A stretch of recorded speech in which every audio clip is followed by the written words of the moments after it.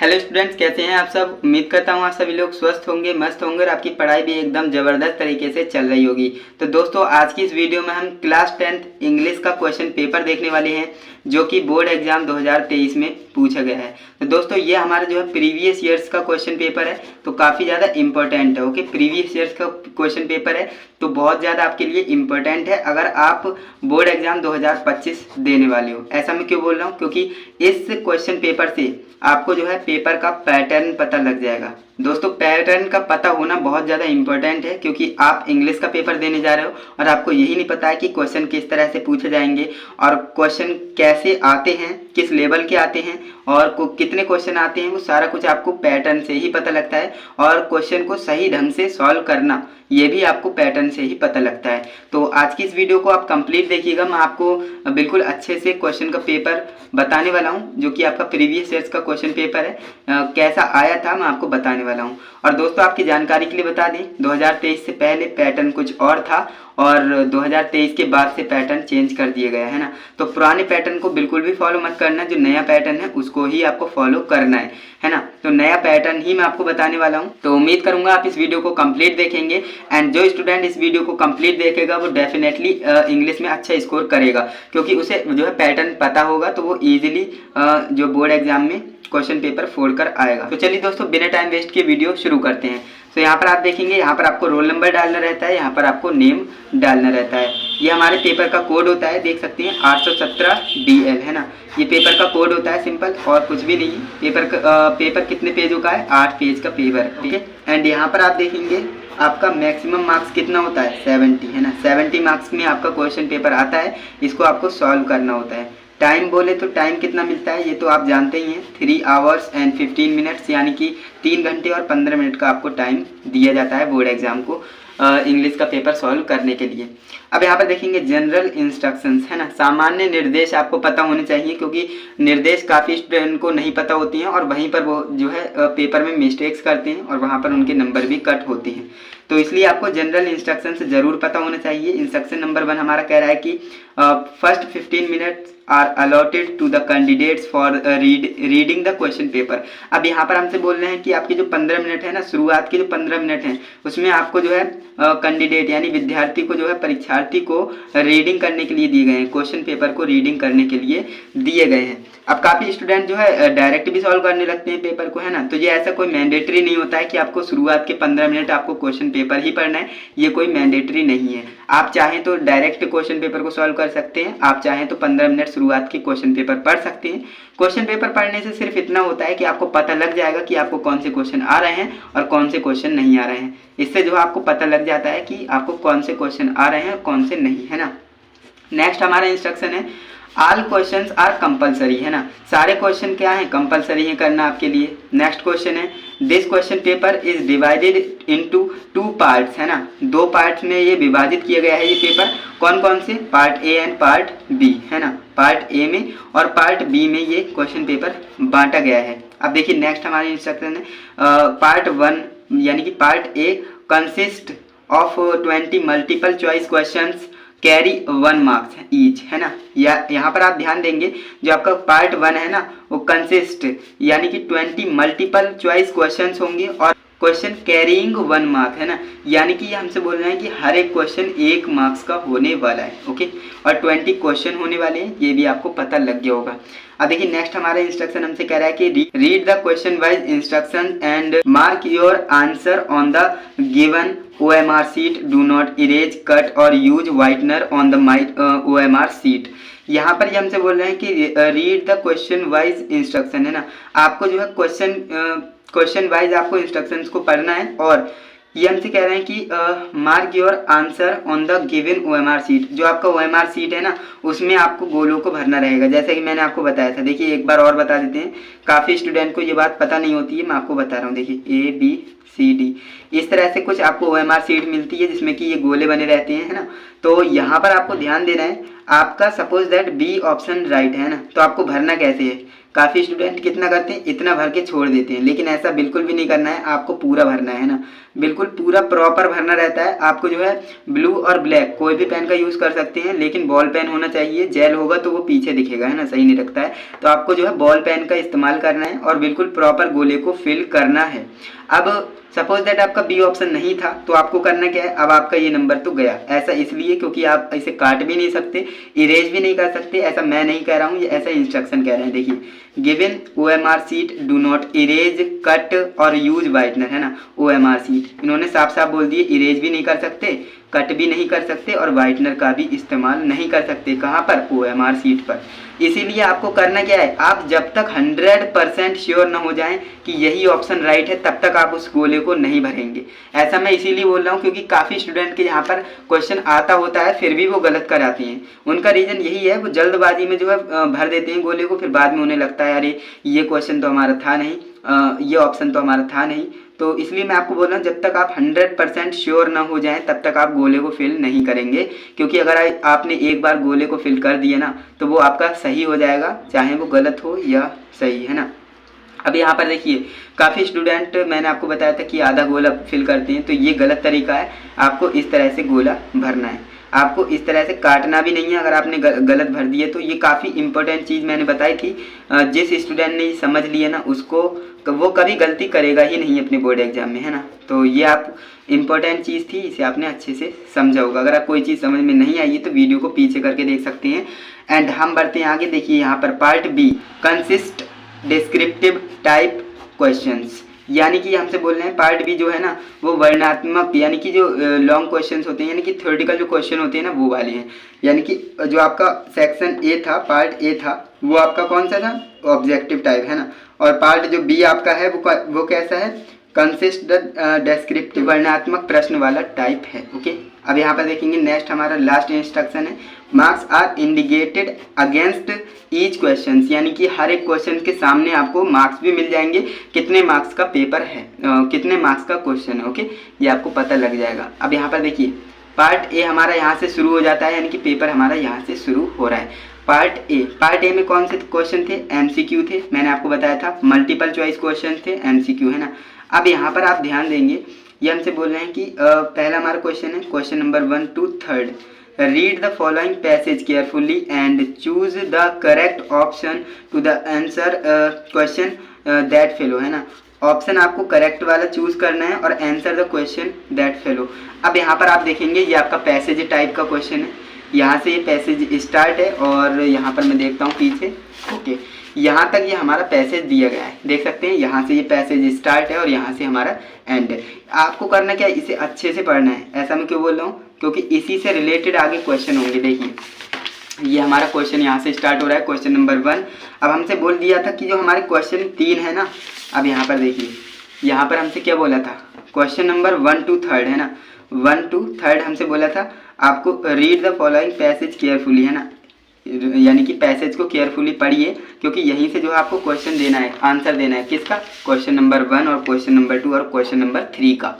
अब देखिए, question number 1 हमारा बोल रहा है कि discipline is important for child because, है ना। अब देखिए 4 ऑप्शन है, आपने पैसेज को पढ़ा ही होगा, तो जो भी राइट होगा आपको कहाँ पर लिखना है, OMR शीट पर इसे फिल करना है। OMR शीट पर गोलों को फिल करना है, ना कि कॉपी पर लिखना है। कॉपी पर बिल्कुल भी नहीं फिल करना है। देखिए, आप वहाँ पर आपको मिलेगा क्या क्या, पहला आपको कॉपी दी जाएगी, फिर आपको OMR शीट दी जाएगी, फिर आपको क्वेश्चन पेपर भी दिया जाएगा। ये 3 चीज़ें आपको कहाँ मिलेंगी, जहाँ आप पेपर देने जा रहे हैं वहाँ पर, है ना। तो आपको करना क्या है, OMR शीट पर आपको ऑब्जेक्टिव जो आपका पार्ट 1 है ना, वो आपका पार्ट ए जो है वो आपका OMR शीट पर ही लगाया जाएगा, है ना, यानी इसी की ज़रूरत है। कॉपी पर आपको पार्ट बी लिखना है, जो आपका पार्ट बी है ना, उसका काम आपको कॉपी पर करना रहेगा। ओके, क्वेश्चन पेपर तो आपका मिला ही है।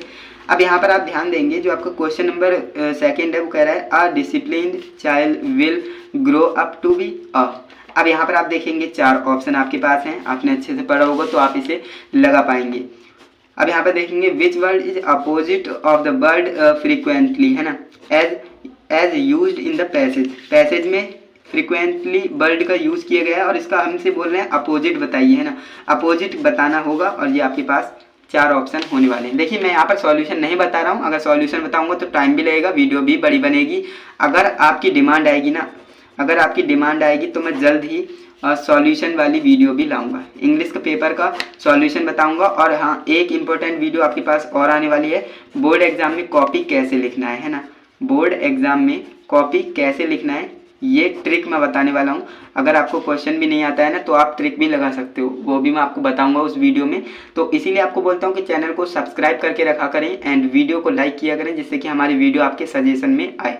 सो फ्रेंड्स, नेक्स्ट हमारा क्वेश्चन है question number 4 to 8, choose the correct option to answer the following question. अब देखिए यहाँ पर हमसे क्वेश्चन पूछे गए हैं जो कि नॉर्मल क्वेश्चन है, लेकिन इससे पहले हमारे पैसेज वाले थे। अब यहाँ पर देखेंगे क्वेश्चन नंबर 4 हमसे कह रहा है कि the train will have left the station before he. ये 4 ऑप्शन है, आपने पढ़ा होगा तो आप इन्हें आसानी से सॉल्व कर लेंगे, है ना। क्वेश्चन नंबर 5 हमसे कह रहा है कि if you do not do your work carefully you are, है ना। तो ये 4 ऑप्शन है, जो भी राइट होगा आपको कहाँ पर OMR सीट पर फिल करना है। नेक्स्ट आपका क्वेश्चन नंबर 6 है rearrange the following word clusters to make a meaningful sentence, है ना। अभी देखिए 1 2 3 4 5 6 वर्ड आपके लिए दिए गए हैं, इससे आपको एक सेंटेंस बनाना है और उसका जो है मीनिंग भी बना रहे, इस तरह से आपको जो है एक सेंटेंस बनाना होगा। 7वां क्वेश्चन है which of the following word in misspelled, है ना, मिसस्पेल्ड। ये 4 ऑप्शन आपके पास हैं, जो राइट होगा आपको लिखना है। नेक्स्ट क्वेश्चन आपका मीरा लुक्स हर पेरेंट्स वेरी वेल। अब यहाँ पर क्या आएगा, अप आएगा, डाउन, इन, आफ्टर, है ना। जो भी आएगा आपको यहाँ पर फिल करना रहेगा। क्वेश्चन नंबर हमारा नेक्स्ट है क्वेश्चन नंबर 9 to 10। 9 to 10 में हमें क्या करना है, read the following passage carefully and choose the correct option to answer the question that follow, है ना। अब यहाँ पर हमें बोल दिया, अब यहाँ पर आप देखेंगे ये हमारे पास पैसेज है, यहाँ से यहाँ तक एक पूरा पैसेज दे दिया है। इसे आप अच्छे से पढ़ेंगे क्योंकि क्वेश्चन 9 से 10 तक जो क्वेश्चन है ना वो इसी से रिलेटेड पूछे गए हैं, यानी इस पैसेज में से पूछे गए हैं। देखिए ये पूछ रहे हैं authors father did not marry until he was. अब यहाँ पर देखिए 4 ऑप्शन है, आपके पास जो भी राइट होगा वो लगाना पड़ेगा। नेक्स्ट आपका 10th नंबर क्वेश्चन है the author's father immigrated to Holland in. अब देखिए यहाँ पर हमसे पूछा गया है, अब यहाँ पर डेट पूछी गई है 1926, 1933, 1929 और 1940। जो भी इसका राइट आंसर है वो आपको यहाँ पर सिलेक्ट करना रहेगा और OMR सीट पर गोले को फिल करना रहेगा। अब देखिए नेक्स्ट हमारा क्वेश्चन यहाँ से स्टार्ट होता है क्वेश्चन नंबर 11 to 13, यानी कि क्वेश्चन नंबर 11 से 13 हमसे क्या कह रहा है, choose the correct option to answer the following questions. अब देखिए यहाँ पर हमसे पूछ रहा है, ये आपका जो है बुक से क्वेश्चन आया है। देखिए Lencho wrote to God if you don't help me my family and I will go, यहाँ पर डैश है दिस ईयर। यहाँ पर क्या आएगा, to the dogs dry made और यहाँ पर हंग्री, क्या आएगा वो आप जानते ही हैं। नेक्स्ट आपका क्वेश्चन है the dash took place in the lovely sandstone amphitheatre formed by the Union buildings in Pretoria, है ना। अब यहाँ पर आप देखेंगे आपके पास 4 ऑप्शन है, वेडिंग, सेरेमनीज, फेस्टिवल, पार्टी, है ना। जो भी इसका राइट आंसर है वो आपको यहाँ पर फिल करना है। यहाँ क्वेश्चन नंबर 13 हमसे कह रहा है the girl Valliammai was called dash for short. अब देखिए ऊषा, अम्मा और वली। अब यहाँ पर जो भी राइट आंसर है वो आपको यहाँ पर फिल करना है। अब देखिए नेक्स्ट हमारा क्वेश्चन है क्वेश्चन नंबर 14 to 15, 14 से 15 क्वेश्चन कह रहा है the read the given extract and choose the correct option to answer the following questions.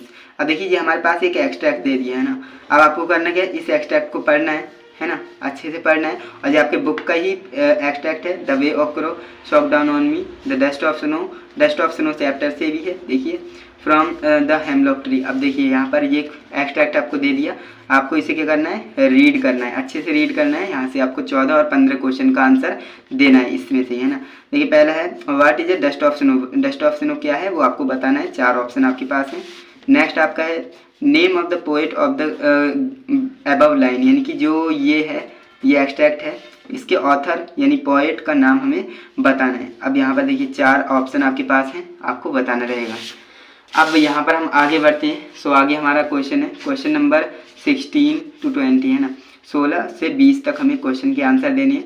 Choose the correct option to answer the following questions. 16 number question है हमारा, tricky would tackle a meal at any hour because his only fault was, है ना। तो यहाँ पर आप देखेंगे 4 option है, आपको लगाना है। नेक्स्ट क्वेश्चन है in two week Ricky has been transformed into a hard muscle. अब यहाँ पर देखिए ये 4 ऑप्शन आपके पास हैं, इनमें से भी आपको सही ऑप्शन को टिक करना है। नेक्स्ट आपका क्वेश्चन है 18 number question, Amy Loisel suffered from. अब देखिए ये 4 ऑप्शन आपके पास हैं, यहाँ से भी आपको सही आंसर को फिल करना है। नेक्स्ट आपका है Holis father Ramlal head. Next आपका 20 जो कि लास्ट ऑब्जेक्टिव क्वेश्चन है, जो कि हमसे कह रहा है कि but I will not have such a mean greedy and contemptible coward as my husband, what does this statement suggest, है ना। किसने सजेस्ट किया? तो 4 ऑप्शन आपके पास हैं, जो भी राइट ऑप्शन है वो आपको यहाँ से फिल करना है। अब देखिए यहाँ से जो हमारा पार्ट बी स्टार्ट होता है। अभी तक तो हमने ऑब्जेक्टिव पढ़े, देखिए 20 हमारे क्वेश्चन थे, कौन से? ऑब्जेक्टिव टाइप, है ना। और कितने मार्क्स के थे? 20 मार्क्स के थे। ओके, 20 मार्क्स आपने यहाँ से अचीव करे।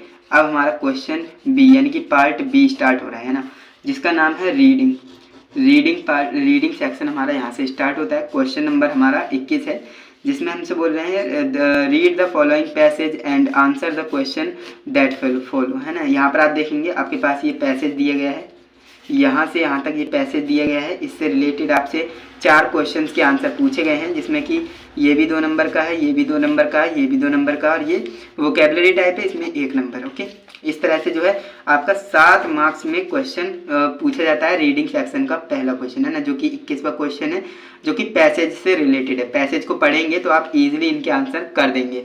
अब अगर आपको पैसेज को सॉल्व करना नहीं आता है ना, तो आप मुझे बताएंगे, तो मैं इसके ऊपर भी एक वीडियो लेकर आऊँगा। ओके, अब यहाँ पर आप देखेंगे राइटिंग सेक्शन आ जाता है यहाँ पर हमारा, जो कि 22 नंबर क्वेश्चन है, राइटिंग सेक्शन, है ना। सो फ्रेंड्स, यहाँ पर हमसे क्वेश्चन पूछ रहा है कि write a letter to your mother requesting her to send your sister for admission in the university degree college to continue her studies, है ना। अब यहाँ पर अगर आपको ये क्वेश्चन नहीं आता है, ये 4 मार्क्स का क्वेश्चन है, नहीं आता है, तो और में हमें क्वेश्चन दे रखा है, और में आप इस क्वेश्चन को कर सकते हैं। देखिए ये क्वेश्चन हमसे कह रहा है कि write an application to the principal of your college school requesting him to grant you full concession in fee knowing that your parents are not in a position to afford it, है ना। आपका कितना? 4 marks का है, यानी कि आप अगर ये क्वेश्चन आता है तो इसे सॉल्व करेंगे, अगर ये आता है तो इसे सॉल्व करेंगे। ये हमारा और में क्वेश्चन है, यानी कि दोनों में से हमें एक को ही सॉल्व करना पड़ेगा।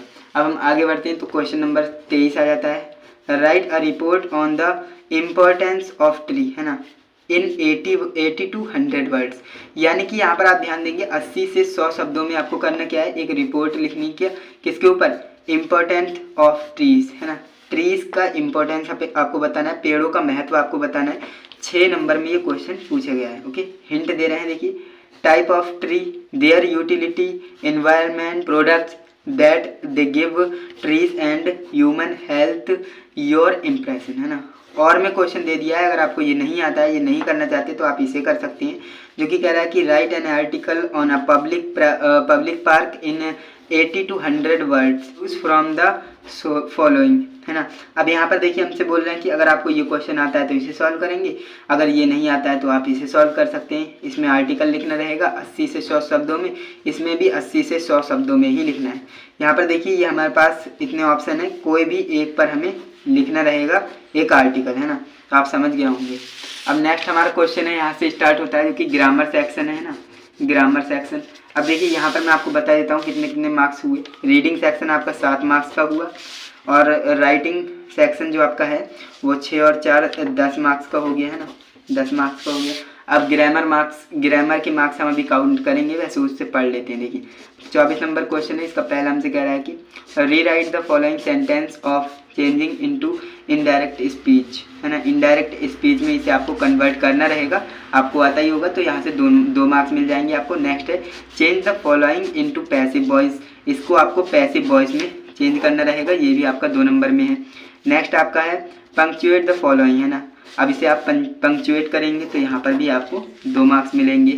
नेक्स्ट आपका है translation, translate the following into English, है ना, इसे इंग्लिश में कन्वर्ट करना है। इतना छोटा पैसेज दिया है, इसे आपको सॉल्व करना है, ये भी आपका 4 मार्क्स देकर जाएगा। अब देखिए यहाँ से लिटरेचर शुरू हो जाता है, यानी कि हमारा ग्रामर जो है, ग्रामर कितने मार्क्स में, 10 मार्क्स में पूछी जाती है। देखिए 2 2 2 6 और 4 10, है ना, इस तरह से 10 मार्क्स में आपकी ग्रामर पूछी जाती है। नेक्स्ट आपका है लिटरेचर, है ना, लिटरेचर यहाँ से स्टार्ट हो जाता है। लिटरेचर 25 नंबर क्वेश्चन हमसे क्या कह रहा है, answer the following question in 30 to 40 words each.